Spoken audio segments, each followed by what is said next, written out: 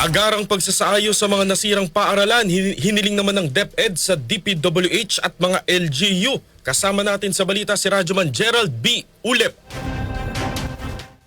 Tinawagan nga ang Department of Education na maisaayos sa kaagada itong mga nasirang silid-aralan dahil pa rin sa pagtama ng 6.5 magnitude na lindol sa Cebu. Ayon kay Education Undersecretary for Operations Malcolm Garma, hiniling na nila sa Department of Public Works and Highways o DPWH at sa mga lokal na pamahalaan para sa pagsasaayos ng mga nasirang paaralan. DepEd tutulong sila sa pagrehabilitasyon ng mga nasirang paaralan katuwang iba't ibang ahensya ng pamahalaan. Pinahuling situation report ng DepEd kabilang sa mga napinsala itong mga paaralan sa Region 6, 7, 8 at Negros Island Region. Dahil pa rin sa malakas na pagyaniga, apektado sa pagyaniga ang 2,220 na mga mag-aaral at 9 na pong school personnel.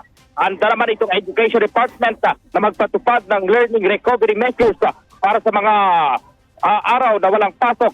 Kasabay nito, tiniyak ng DepEd na magbibigay sila ng pansamantalang silid-aralan at tulong na rin para sa mga apektadong mag-aaral at guro.